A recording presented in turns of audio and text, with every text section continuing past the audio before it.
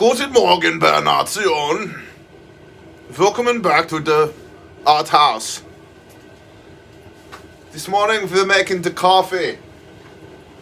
We're taking the coffee like this, pour in the cup, make yum yum happy juice. Very good.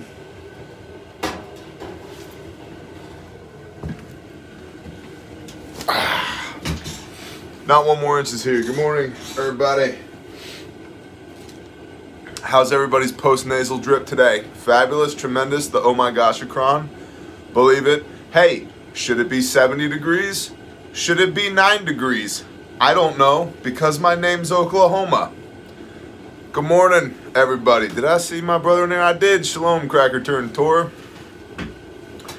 Bear Independent Brief for February 22. The Freedom Convoy. The Freedom Convoy. Not to be confused with any other type of convoy. Certainly not the 1970s movie Convoy. Because we've got a mighty convoy trucking through the night. We've got a mighty convoy. Ain't she a beautiful sight? Convoy, convoy. Rubber Ducky, this is Pigpen. The Freedom Convoy, a convoy of big rigs, made its way across Canada to the capital to protest the vaccine mandate for truckers crossing the US-Canada border last week. The CBC reported, that must be the Canada Broadcasting Company, reported that, quote, a convoy of thousands of truckers and other protesters descended on the capital, with hundreds joining them on foot. These protests started more than a week ago, beginning in British Columbia, but have now spread across multiple parts of Canada and have gathered more supporters than just truckers. Gravitas recently reported that farmers and Sikhs have joined the truckers in support, quoting one Sikh man, quote, I love my freedom and my liberty as much as everybody else does, and I hate the government telling me what to do. It's about choice. It's not about vaccines, end quote. In truth, after Trudeau's dismissal of the anti-vaccination sentiment, the movement seems to have evolved into a general protest of the current leadership.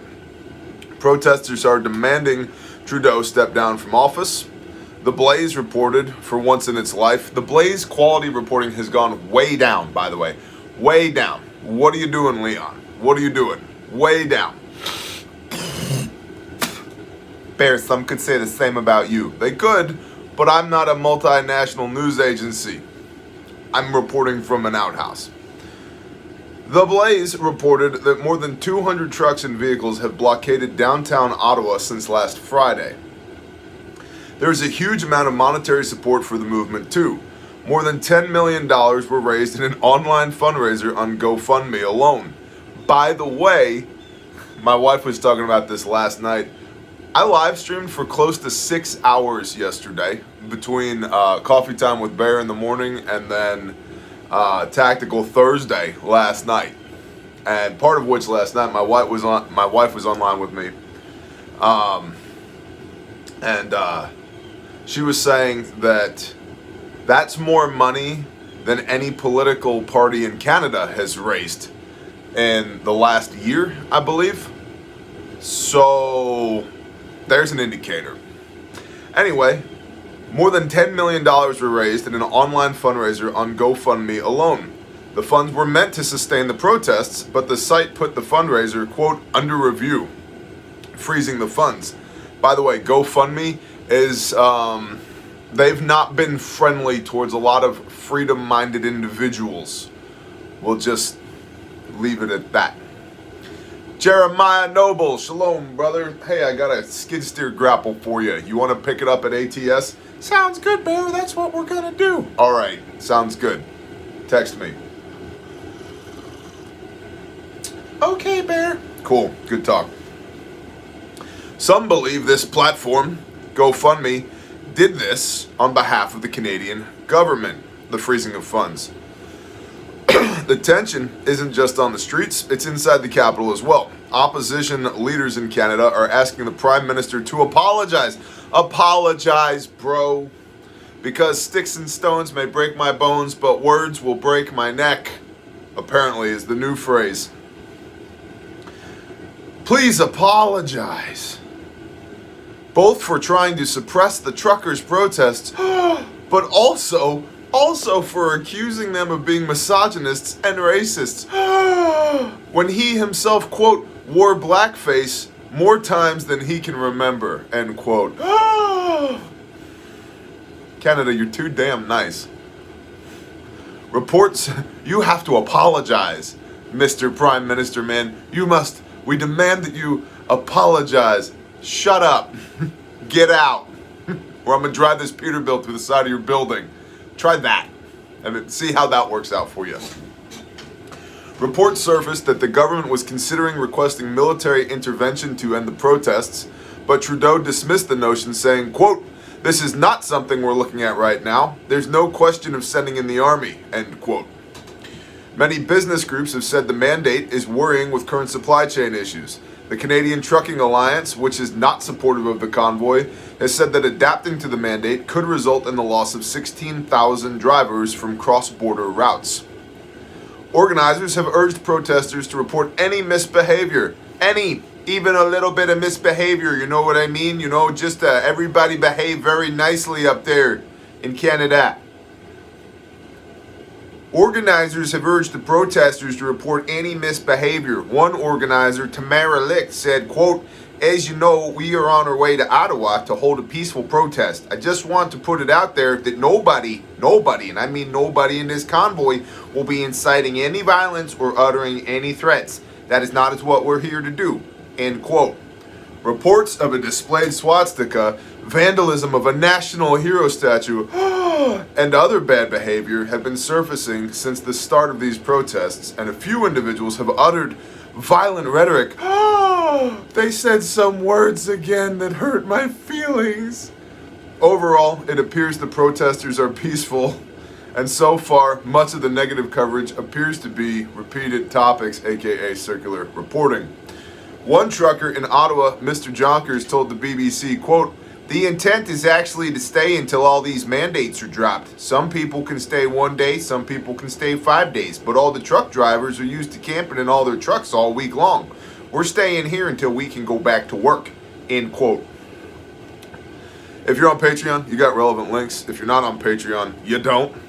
BearIndependent.com. Sign up for the email list. Go to Patreon.com. Search for Bear Independent. You can support us there. It's $5 a month.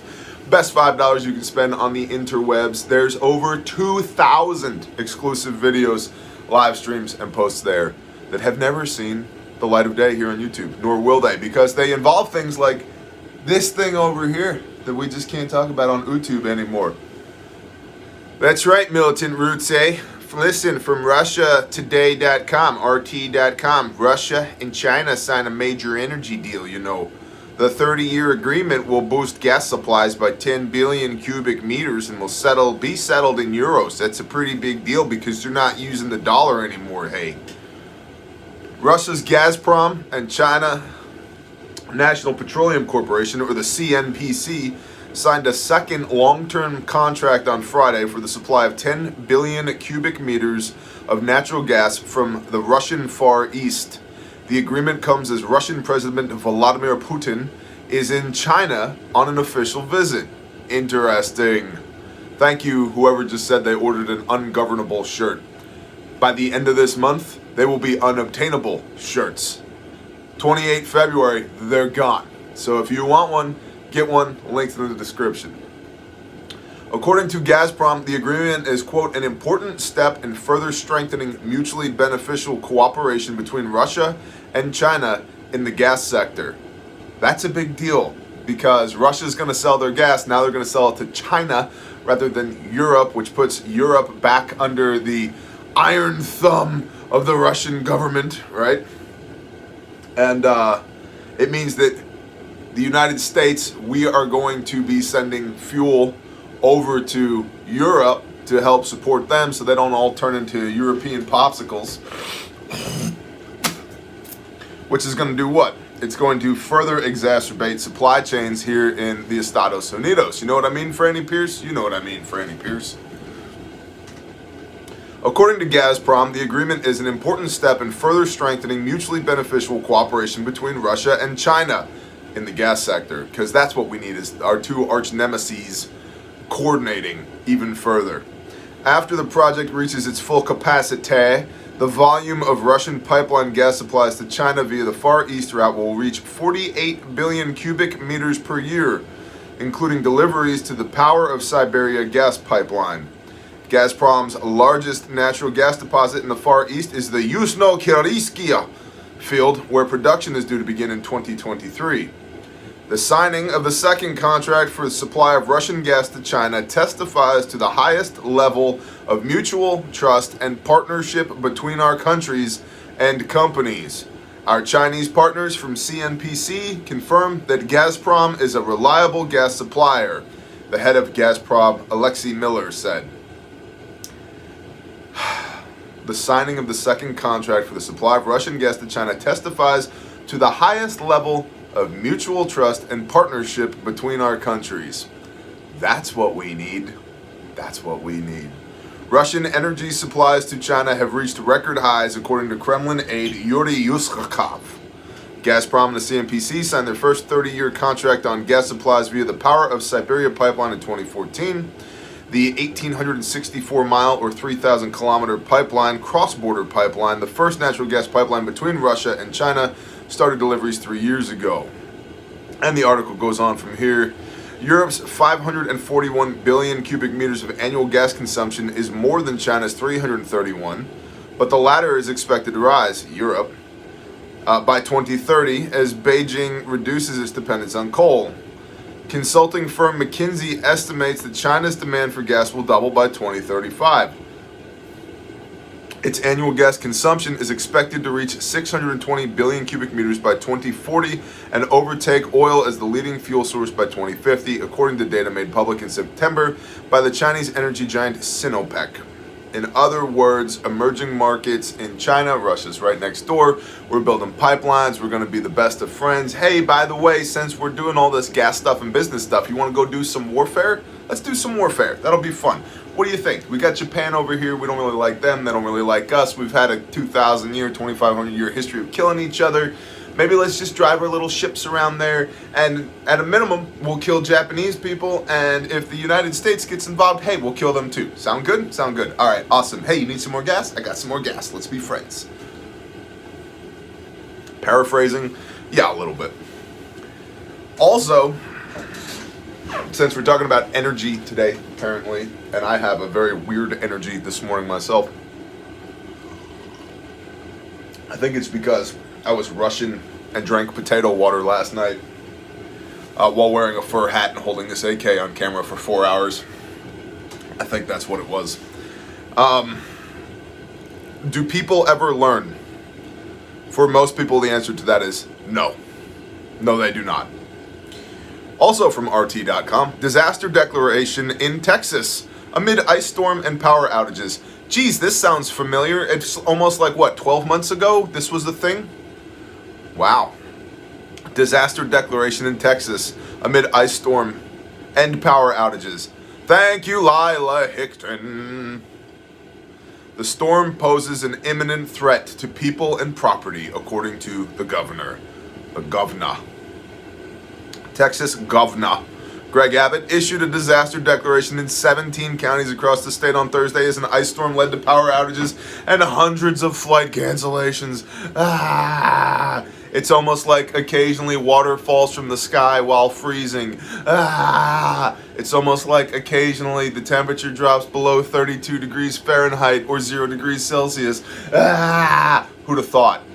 Oh, wait, we did this last year. Okay, just checking. In a statement, Abbott said, the ice storm poses an imminent threat of severe property damage, injury, or loss of life in 17 counties, including Dallas. The rest of the counties listed by Abbott are Bosque Delta, Denton. Keep Denton weird. Actually, let's not keep Denton weird. Y'all need to, put some clothes on and get a job, okay? Keep Denton not weird. Make Denton normal. Ellis, Fannin, Grayson County, where property values are through the roof. Hopkins, Hunt, Johnson, Kaufman County, same. Lamar, Navarro, Red River, Rockwall, and Williamson. Quote, I do hereby declare a state of disaster in the previously listed counties based on the existence of such threat. Dude, what's with the Diplo speak? Hey man, freezing water's gonna fall from the sky. Y'all need to get your shit squared away because occasionally freezing water falls from the sky. Bear for Governor, 2024. Abbott authorized the use of all available resources of state government and of political subdivisions that are reasonably necessary to cope with the disaster. The extreme weather condition has led to local power outages across Texas, with some 350,000 homes and businesses losing power, 1,400 flights canceled, significant impact on DFW operations, blah, blah, blah. Last year, Texas suffered an extreme ice storm disaster which left more than 4.5 million houses without electricity, created major water, food, and supply shortages, and caused over 240 deaths. Guys, do prepper stuff. Have water. Have food. Put fuel in gas cans in garage. Have soup on shelf. Have sleeping bag. Make firewood, make heat. Have commo.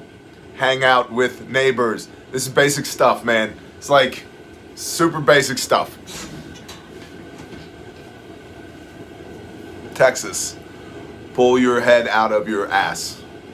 Everybody else, pull your head out of your ass. We're over here like, oh my God, did you see what Russia did in Belarus next to Ukraine? And you're like, hey man, freezing water might fall from the sky. Oh my gosh, I don't have any power now. We're all gonna die. Like, why do you even care about the BTGs in Belarus when you don't have any spare fuel in your garage? STFU. Magic prepper. Shalom, brother. But water and food is so boring. It's the most boringest. You know why? Because it perpetuates life. And life can be boring at times. But think about it. You're going to still be alive to experience how boring life is, rather than become a casualty. And listen, the ground's frozen. I'm not digging a hole for you. You're going to make great dog food. If you failed to adequately prepare for the ice storm that happens every year when the freezing water falls out of the sky, good morning, Gray Man Prepping, you're dog food. I don't know. I don't know what else to tell you. I'm not even digging a hole, man. You're dog food at this point. Y'all, and that's the brief. It's a brief this morning. The briefest of briefs that ever briefed. You guys know the drill. If you're not getting your medical equipment from refugemedical.com, you suck. This is the SOB kit, small of back kit. Also works great on a plate carrier. It's about this big right here. You got a Cat 7 tourniquet, turded, shock corded. We call this the turd. The tactical utility retention device right here. It holds the tourniquet on, right? And you yank this and it comes right off. And it's MOLLE capable. See that? Handmade, made in America, guaranteed forever. Same system as all of our other kits. The ballistic nylon gives you your portability and your durability. You pop this open, you grab the red handle, pull, insert comes out. Now I can, with either hand, access all the rest of the stuff that I need. Pop this open, and in here I got my Sharpie. You can add a decompression needle at checkout. I've got my fold flat bandage, I got my gloves, I got my combat gauze, my compressed gauze, my nasal pharyngeal airway, compact hyphen chest seals, fold flat duct tape, everything you need in a, look, little itty bitty kit. Okay, that's the SOB kit, designed to be mounted on a war belt, a gun belt, a plate carrier, your range belt. All you RSOs out there, range safety officers who are running around without first aid on your kit. Well, I got a tourniquet. You should have a tourniquet, and you should know how to use it. What happens if somebody gets shot through the chest? You're going to tourniquet their chest wall? Oh wait, that doesn't work. So, SOB kit right here. It's tiny. It's super tiny. It's a great little kit. Also, the internal pouch out of here is now what we call the pocket. Right here. Boom. Okay? And this can go in your pocket. Pocket. It's the same insert from the SOB, just without the outer pouch. It works great in a cami pocket, cargo pants pocket, cargo shorts pocket, chore coat pocket. I don't know, whatever other kinds of pockets you have. A pocket in your rucksack. Okay, you add this to your pocket, And then one of these. Cat 7 tourniquet. This one's a little rough around the edges. Why? Because we use our shit around here. Okay? A Cat 7 tourniquet. And you have a trauma kit. This one is a little rough around the edges. Probably about time to give this one to the training division for show and tell again. If only I knew where to get a tourniquet from. Oh, that's right. refugemedical.com. Promo code BearNation. If you use that promo code at refugemedical.com, that is indicative to the Refuge Medical staff that you do indeed watch this ridiculous show. That helps us with cost tracking and all that. And it gets you free shipping. Bear Nation is the promo code. Also, for everybody kvetching, Bear, how come there's not a class in my area? Bear, I'm on my sugar now. Refugetraining.com. I've been incredibly unimpressed by the number of people that can't go to refugetraining.com and look and see that the classes are there. Do better, Bear Nation. Do better. Refugetraining.com. There's 14 classes up there right now. More will be added. So don't ask me when don't. And then the people that email, bro, hey, do you have a class in? Do you realize in the amount of time it took you to send me an email, you could have went to refugetraining.com, clicked training classes, and seen all the training classes? You're probably the same person that has no power in Dallas right now because the freezing water fell from the sky again. GTFO, man. GTFO. Do better, Bear Nation. I love y'all. I'm out. Have a blessed Shabbat. RefugeMedical.com, RefugeTraining.com. Love the patrons. Y'all are the best. Shalom, Bear Nation.